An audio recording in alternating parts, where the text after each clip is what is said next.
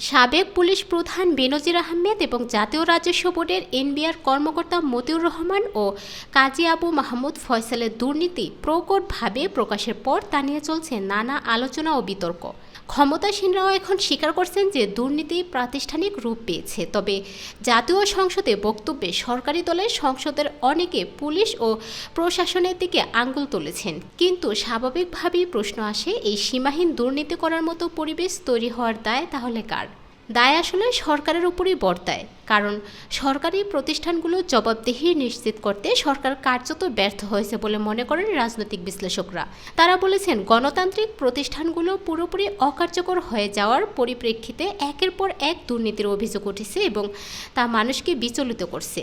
ব্যর্থতার অভিযোগ মানতে রাজি না হলেও আওয়ামী লীগের নেতাদের অনেকে এটা স্বীকার করেন যে সরকারের পক্ষ থেকে দুর্নীতি দমনে জিরো টলারেন্স নীতির কথা বলা হলেও তা কার্যকর হয়নি।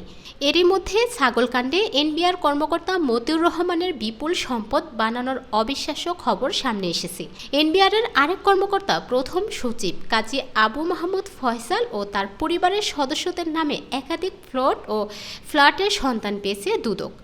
গত ২৫ জুন সাম্প্রতিক ভারত সফর নিয়ে এক সংবাদ সম্মেলনে প্রধানমন্ত্রী শেখ হাসিনাও বলেছেন, কিছু মানুষ লোভী হয়ে যায়, টাকা পয়সা এত বেড়ে যায় যে বিদেশে রাখতে গিয়ে তারপর দেশ ছেড়েই ভাগতে হয়। সেই অর্থ বানিয়ে লাভটা কি হলো? এতই অর্থ বানিয়ে ফেললো যে দেশেই থাকা যায় না। তাহলে লাভ কি হলো? এটা তো মানুষ চিন্তা করে না, নেশার মতো হয়ে যায়। গত কয়েকদিন ধরে জাতীয় সংসদেও আওয়ামী লীগের বেশ কয়েকজন সংসদ সদস্য দুর্নীতির অভিযোগে সাম্প্রতিক ঘটনাগুলো নিয়ে জোরালো বক্তব্য দিয়েছেন।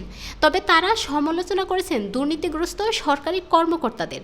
তাদের কেউ কেউ এও বলেছেন, কর্মকর্তাদের দুর্নীতির কারণে দোষ হচ্ছে রাজনীতিকদের।